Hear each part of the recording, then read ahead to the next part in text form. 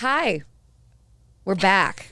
And this is episode 2 of the Seraphine podcast that is discussing and deep diving afterlife with my man, Ricky Gervais.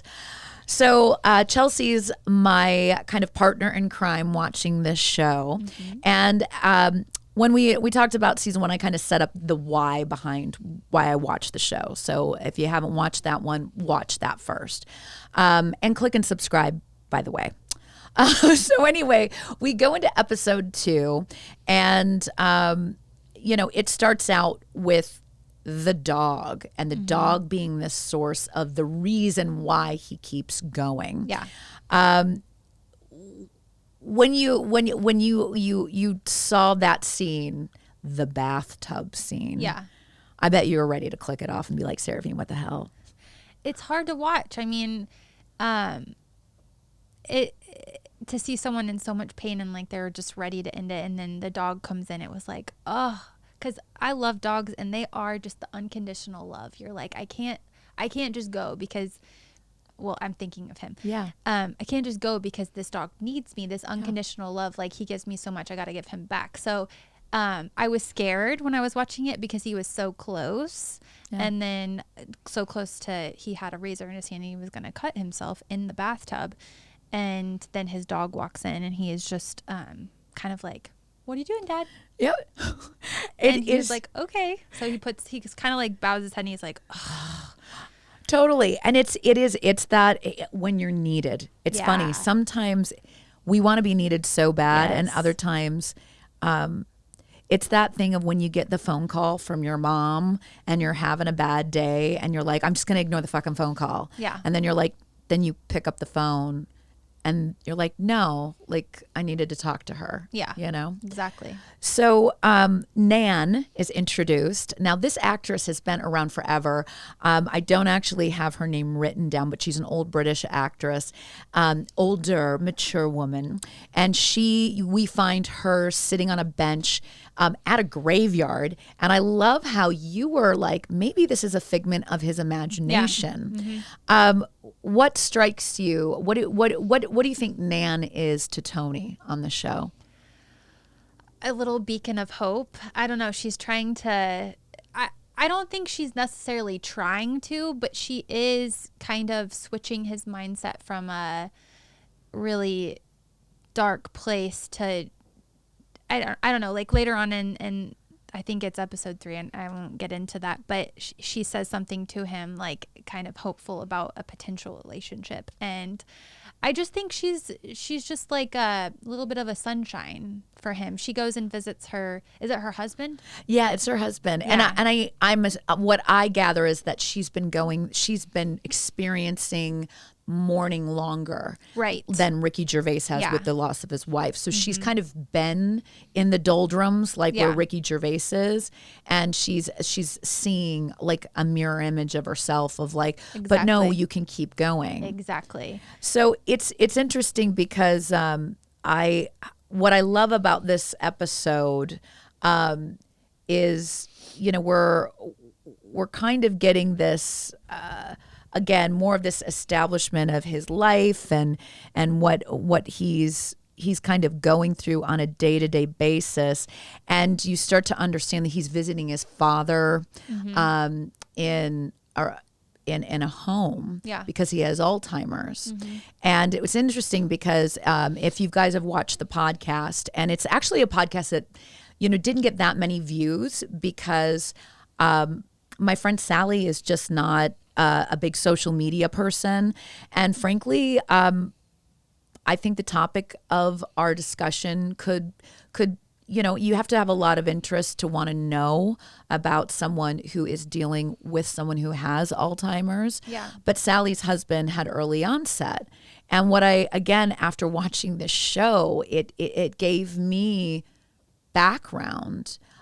So my friendship with her was so changed because I understood and I could empathize more because it's being played out with these actors of him visiting his father and his father not being there mentally, but him loving him.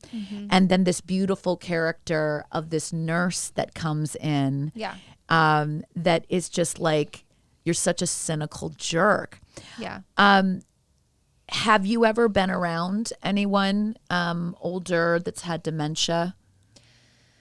No, not really. My great great grandma did, but I wasn't around her much. I was really close to my dad's grandma. My dad said my great grandma. And as she got older, she kind of was losing it a little bit, and that was hard to see because she was someone that, I mean, I had her in my life for 23 years, and she's like the closest person.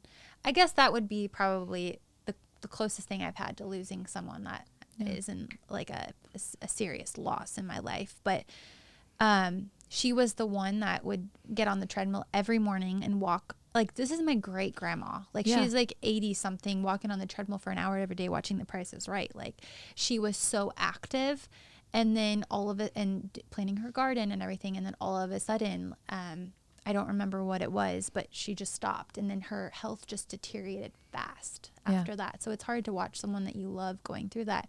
But Ricky, yes, he loves his dad so much, but he also is like annoyed and like kind of impatient. Yeah. And he asks the nurse, he's like, why do you do this? He doesn't even know. Like, he gets frustrated because he's asking for Ricky's wife, right? Or he keeps saying he wants to know where Lisa is. Yes. And he's like, she's dead. And it's almost like the knife keeps getting pushed in Ricky's side, because he's like, she's dead. Like, every single time I'm with you, I have to tell you that my wife is gone. So he gets frustrated.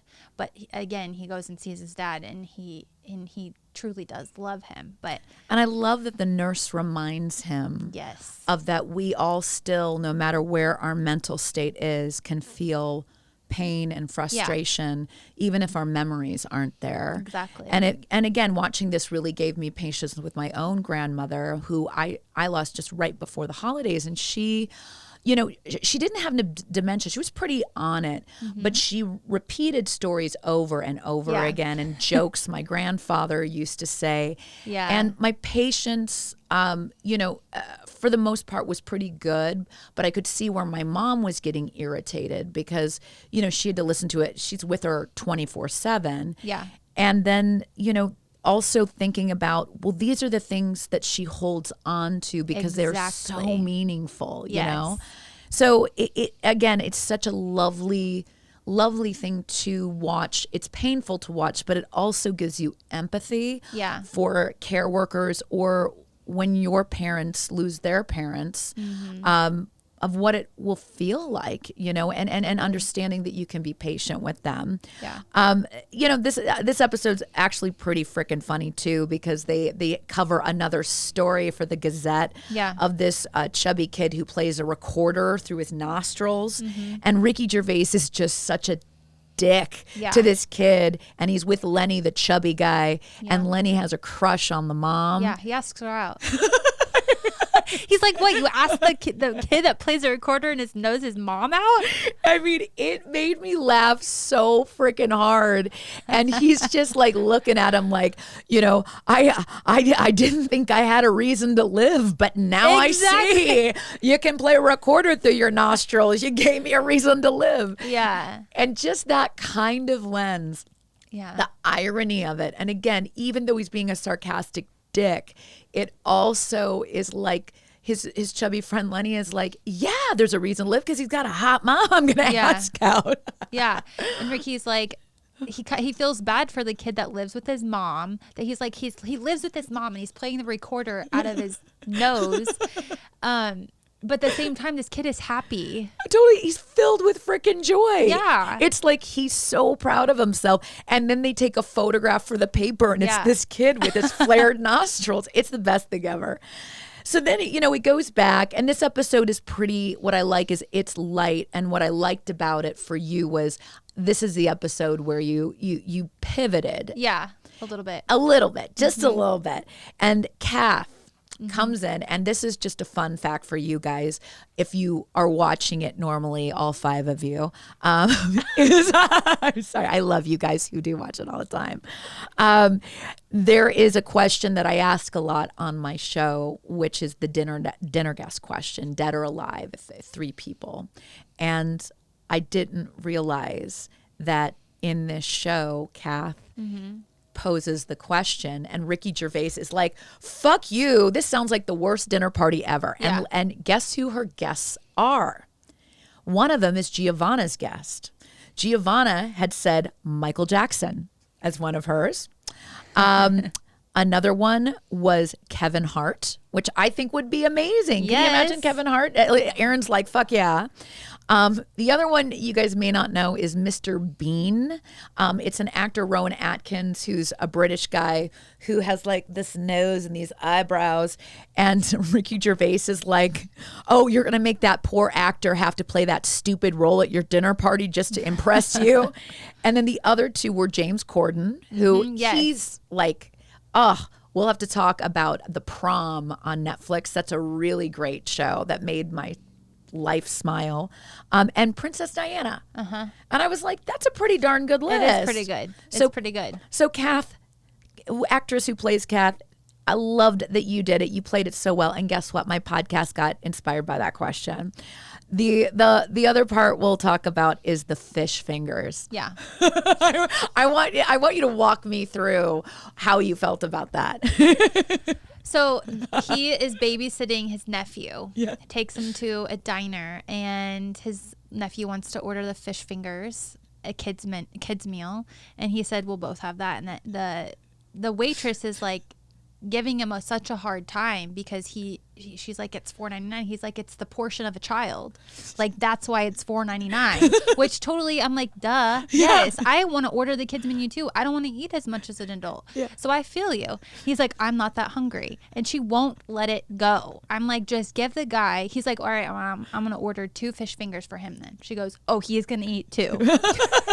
And he's like, yep, I'm just going to have coffee. So then she brings it, and then her and the cook are standing off to the back, and they're staring at him.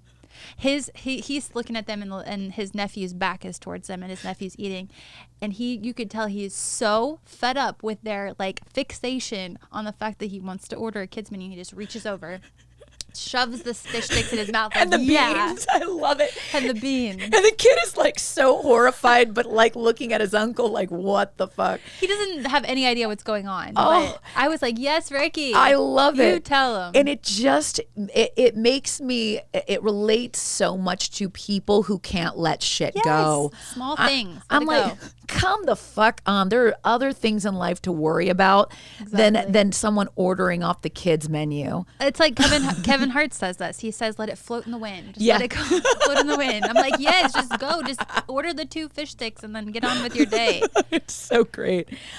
Then, this episode makes you laugh. It hooks you in a little more. It's less dark, but then it ends on such a dark note. Yes. He decides to do heroin, and how this is set up is for the newspaper.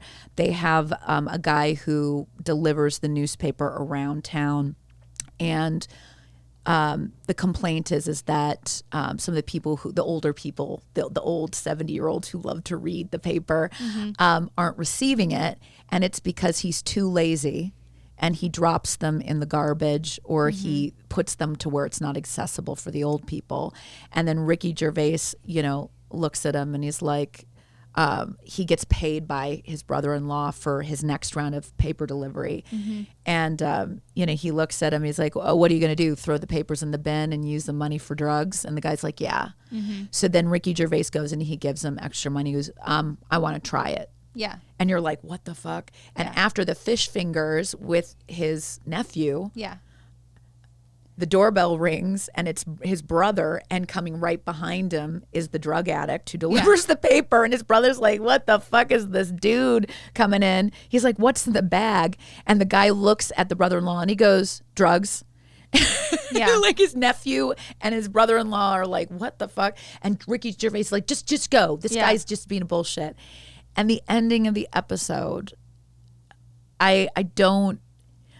It's hard to describe unless you're so in love with someone. Yeah.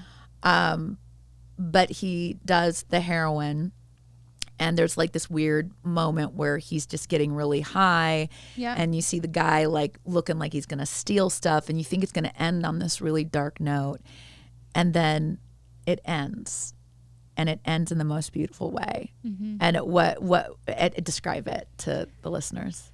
So, like you said, he's smoking the heroin, and his eyes are starting to roll back, and he glances just through his half-closed eyes. The guy's like stealing money out of his wallet, and you're like, "Gosh, that's such an a-hole move."